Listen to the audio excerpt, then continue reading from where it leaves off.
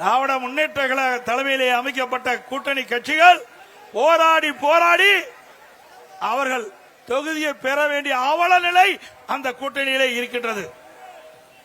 அதிமுக அப்படி அல்ல. அதிமுக தலைமையிலே அமைக்கப்படுகிற தேசிய ஜனநாயக கூட்டணி கட்சி தலைவர்கள் சுதந்திரமாக இருக்கின்றார்கள். திமுக கூட்டணியில் அங்க வைக்கின்ற கட்சிகள் அடிமையாக இருந்து கொண்டிருக்கின்றது. திரு ஸ்டாலின் பேசுகிறார், கூட்டணி கட்சி தலைவர்கள் பேசுகிறார்கள், 10 ஆண்டு காலமாக தொடர்ந்து திராவிட முன்னேற்ற கழக தலைமையிலே பயணித்துக் கொண்டிருப்போம் என்று இருக்கிறோம் என்று.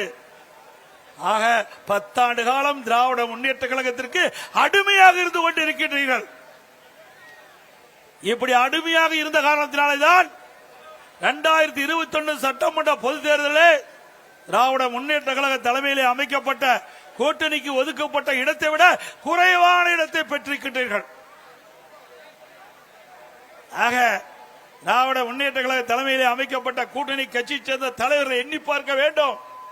உங்களிடத்திலே திராவிட முன்னேற்ற கழகத்திற்கு ஆட்சி அதிகாரம் இருக்கின்ற போது திராவிட முன்னேற்ற கழக ஆட்சியை புகழ்ந்து பாட வேண்டும் என்று உங்களை பயன்படுத்திக் கொண்டார்கள். ஆனால் தேர்தல் வருகின்ற பொழுது உங்களுக்கு தகுந்த அந்தஸ்தை கொடுக்காத கட்சி திராவிட முன்னேற்ற கழக கட்சி.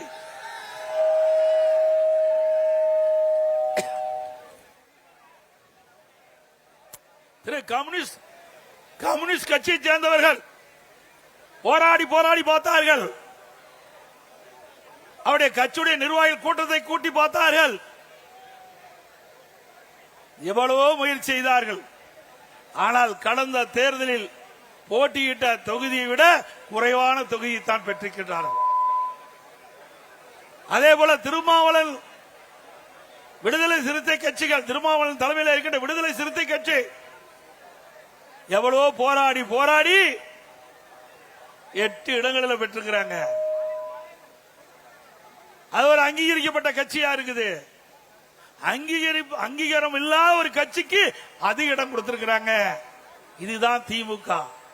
புரிந்து கொள்ளுங்கள். திராவிட முன்னேற்ற கழக தலைமையிலே அமைந்துள்ள கூட்டணிகள் இனியாவது உணர்ந்து கொள்ளுங்கள். உங்களிடத்திலே திராவிட முன்னேற்ற கழக விசுவாசம் கிடையாது. திராவிட முன்னேற்ற கழகத்தை நம்பியவர்கள் நடு ரோட்டிலே விட்டு விடுவார்கள். அனைத்து இந்திய அண்ணா திராவிட முன்னேற்ற கழக தலைமையிலே அமைக்கப்படுகின்ற கூட்டணி கட்சி தலைவர்களுக்கு உரிய மரியாதை கிடைக்கின்ற கட்சி அண்ணா திமுக கட்சி.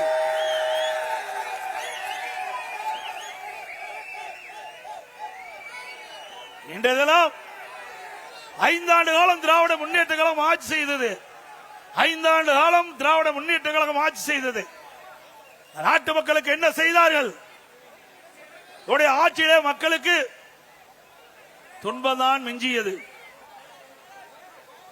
திராவிட முன்னேற்ற கழகம் என்றால் குடும்ப கட்சி, வாரிசு அரசியல், குடும்பத்துக்காக இருக்கின்ற கட்சி திமுக கட்சி, மக்களுக்காக இருக்கின்ற கட்சி அண்ணா திமுக கட்சி. பொன்மனச்செம்மல் புரட்சி தலைவர் எம்ஜிஆர் அவர்கள் தீய சக்தி திமுகவை வேரோடு அழிக்க வேண்டும் என்ற அடிப்படையிலே அண்ணா திமுக என்ற இயக்கத்தை தோற்றுவித்தார். பிறகு அனைத்து இந்திய அண்ணா திராவிட முன்னேற்ற கழகத்தை மாற்றி அமைத்தார். பொன்மனச்செம்மல் புரட்சி தலைவர் எம்ஜிஆர் அவர்கள் அவர் ஆட்சி செய்த போது நாட்டு மக்களுக்கு பல்வேறு திட்டங்களை கொண்டு வந்து ஏழை எளிய ஒடுக்கப்பட்ட நசுக்கப்பட்ட தாழ்த்தப்பட்ட மக்கள் இன்றைக்கு தமிழகத்தில் ஏற்றம் பெற்று கேட்டு சொன்னால் நம்முடைய தலைவர்கள் போட்ட திட்டம். புரட்சி தலைவர் எம்ஜிஆர் காலத்திலும் சரி, இதே புரட்சி தலைவி அம்மா அவர்கள் ஆண்ட போதும் சரி, இருவரும் தலைவர்கள் முதலமைச்சர் இருந்த காலத்திலே தமிழ்நாடு மற்ற மாநிலத்திற்கு எடுத்துக்காட்டாக விளங்கியது. அந்த இருவரும் தலைவர்கள் பாதையிலேதான் இன்றைக்கு அனைத்து இந்திய அண்ணா திராவிட முன்னேற்ற கழகம் பயணித்துக் கொண்டிருக்கிறது. சிந்தித்து பாருங்கள். இதே புரட்சி தலைவி அம்மா அவர்கள் தமிழகத்துடைய முதலமைச்சர் இருந்த காலகட்டத்திலே எத்தனையோ திட்டங்களை கொண்டு வந்து நாட்டு மக்கள் நன்மை பெற்றிருக்கின்றார்கள். 5 ஆண்டு திராவிட முன்னேற்ற கழக ஆட்சியிலே இந்த சென்னை மாநகர மக்களுக்கு என்ன செய்தார்கள்? ஒரு துரும்பை கூட கிள்ளி போடவில்லை. அனைத்து இந்திய அண்ணா திராவிட முன்னேற்ற கழக ஆட்சியிலே கொண்டு வரப்பட்ட திட்டங்கள் ஸ்டிக்கர் ஒட்டி அந்த திட்டத்தை கூட முழுமையாக நிறைவேற்றப்படவில்லை. ஆங்காங்கே அதிமுக ஆட்சியில் கொண்டு வந்த திட்டம் முடிவு பெற்று துவக்கி வைத்துக் கொண்டிருக்கிற காட்சிதான் இன்றைய திமுக ஆட்சியிலே பார்க்கப்படுகிறது. மழைநீர் வடிகால் வசதி அனைத்து இந்திய அண்ணா திராவிட முன்னேற்ற கழகத்திலே மாண்புமிகு புரட்சி தலைவி அம்மாள் தமிழகத்துடைய முதலமைச்சராக இருந்த பொழுது கொண்டு வரப்பட்ட திட்டம் சுமார் 2400 கிலோமீட்டர் தூரம் வடிகால் வசதி செய்து கொடுக்கப்பட்டது. இன்றைக்கு கனமழையால் சென்னை மாநகர மக்கள் பாதிக்கக்கூடாது, பெய்கின்ற மழைநீர் முழுவதும் வெளியேற்றப்பட வேண்டும் என்ற அடிப்படையில் மழைநீர் வடிகால் பணி மேற்கொள்ளப்பட்டது அனைத்து இந்திய அண்ணா திராவிட முன்னேற்ற கழக ஆட்சியிலே. அதிலே 4 பிரிவாக பிரிக்கப்பட்டது.